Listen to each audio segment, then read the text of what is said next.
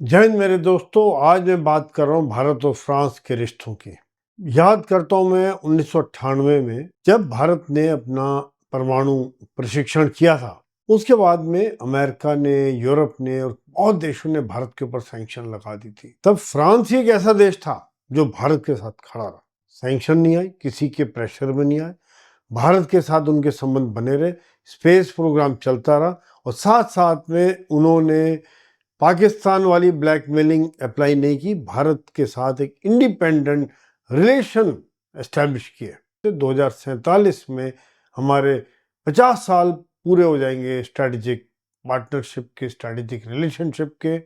और अभी जब भारत के प्रधानमंत्री फ्रांस के नाइस में गए हैं, जहां पर कि भारत इनोवेट्स 2026 का भारत के प्रधानमंत्री और फ्रांस के राष्ट्रपति उद्घाटन करते हैं, तो ये दिखाता है रिश्तों की एक और प्रगाढ़ता। ये दिखाता है कितनी हमारी दोस्ती और स्ट्रांग है।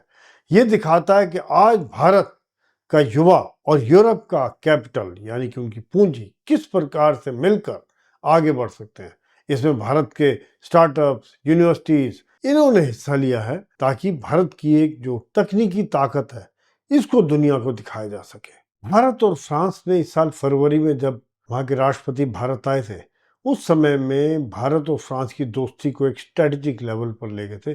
ग्लोबल स्ट्रेटेजिक पार्टनरशिप के तौर पर हमने साइन किया था, जो 2047 तक का विजन था। उसके पहले अगर हम याद करें तो 2023 में जब वेस्लिज में परेड में भारत के प्रधानमंत्री ने हिस्सा लिया था, तभी भी भारत और फ्रांस के स्ट्रेटेजिक पार्टनरशिप की 25 साल हुए थे और तब इसकी नींव रखी गई थी कि 2047 तक लेके जाना है। और उसके बाद तकरीबन 63 मजबूत एग्रीमेंट्स पर साइन हो चुके हैं। भारत और फ्रांस की जो रिलेशनशिप है, इसके 3 मुख्य बिंदु मैं देखता हूँ। सबसे पहले आपस की सुरक्षा, रक्षा, संप्रभुता के लिए साझेदारी, यानी कि जिसमें रक्षा, स्पेस, साइबर, आतंकवाद, इन सबको शामिल रहते हैं। दूसरा है कि जहां पर हम एक क्लाइमेट की किस प्रकार से सस्टेनेबल डेवलपमेंट की जाए उसके ऊपर काम करते हैं। तीसरा है लोगों के लिए साझेदारी, जिसमें शिक्षा, संस्कृति, खेल, लोगों के ज्ञान का आदान प्रदान, एक्सचेंज ऑफ नॉलेज, ये सब चीजें उसमें शामिल हो जाती हैं। देखा जाए तो एक मिलिट्री मैन होने के नाते, एक सैनिक होने के नाते मैं मानता हूं कि भारत और फ्रांस का रक्षा के संबंध में काफी महत्वपूर्ण साझेदारी रही है, चाहे वो हमारे सबमरीन के क्षेत्र में हो या हम इनसे जहाज खरीदते रहे। पहले मिराज भी लिए थे, फिर अभी रफेल लिए।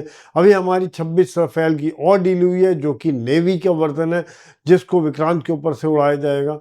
साथ साथ में हमारी सेफ्रॉन इंजन, जो कि एम का डील के लिए काम करेगा, आधुनिक इंजन बनेगा जो देश में निर्मित हमारे जहाज के ऊपर लगने का, जो जॉइंटली डेवलप किया जाएगा।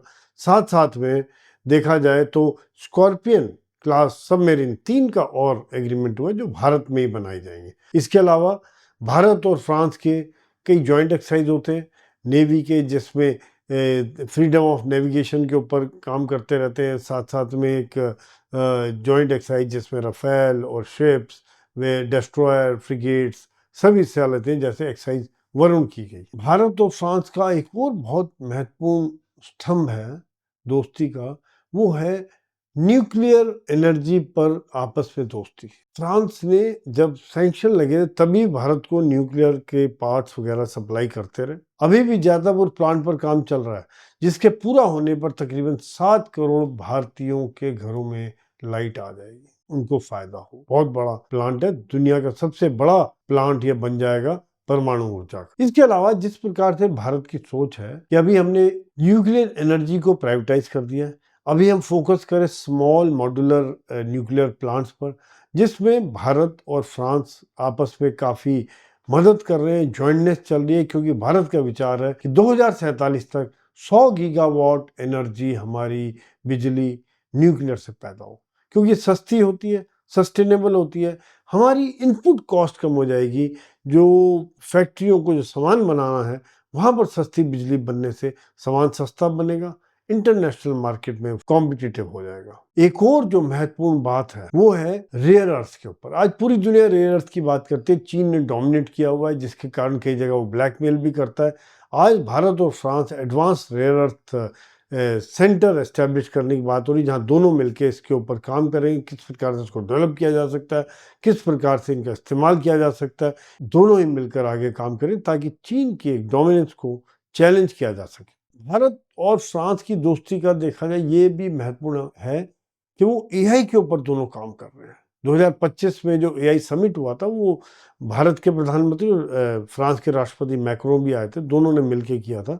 और जहाँ पर कि एक चाइना और अमेरिका से निकल के भारत और फ्रांस एक तीसरा हब बनना चाह रहे हैं जो एआई की ताकत हो। आज हम और आप समझते हैं कि एआई ही सबसे बड़ी ताकत है, एआई के ऊपर ही बहुत तेजी से डेवलपमेंट हो रहा है, तो भारत और फ्रांस भी इस क्षेत्र में बहुत तेजी से आगे बढ़ रहे हैं। अनेकों क्षेत्रों में भारत और फ्रांस की दोस्ती है, अनेकों क्षेत्रों में मिलकर काम करें। अंतरिक्ष का क्षेत्र भी पीछे नहीं है, जहाँ पर तृष्णा उपग्रह, जहाँ पर फ्रांस और भारत दोनों मिलकर काम कर रहे हैं, इसरो और उनका सीएनईएस, और ये लॉन्च किया जाना है ताकि वो जमीन के बारे में, पानी के लेवल के बारे में और ग्रह का जलवायु के बारे में जानकारी, रियल टाइम जानकारी हमें मिल पाएगी। ये एक बहुत बड़ा सहयोग है। भारत की नीति है SGAR, security and growth for all, जो आसपास हम सबका विकास चाहते हैं, मिलके हम ग्रोथ करना चाहते हैं। और फ्रांस की भी इंडो पैसिफिक की नीति है, जहाँ पर कि एक ओपन सी रखना चाहते हैं, किसी की दादागिरी नहीं चलना चाहते, जहाँ पर दोनों मिलकर काम कर सकते हैं।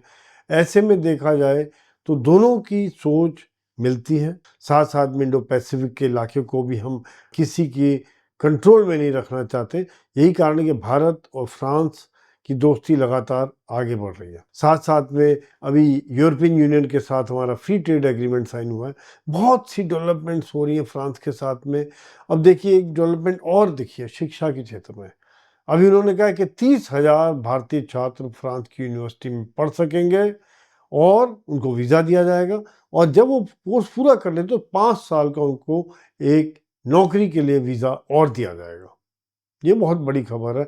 ऐसे में जब कुछ देश भारत के स्टूडेंट्स को डिस्करेज कर रहे हैं, फ्रांस एक आगे बढ़ गया है क्योंकि उन्हें लगा कि भारत के युवा उनके देश के लिए भी कंट्रीब्यूट कर सकते हैं। भारत ने जहाँ जहाँ भारतीय गए उस देश की आर्थिक उन्नति में भारतीयों ने काफ़ी मदद दी है। देखा जाए तो भारत और फ्रांस का जो विजन 2047 है, यानी कि जब हमारे 50 साल पूरे होते हैं, ये एक सोच के साथ आगे बढ़ रहा है, ठोस चीज़ों पर आगे बढ़ रहे हैं, और ये दोनों के लिए विन विन सिचुएशन है।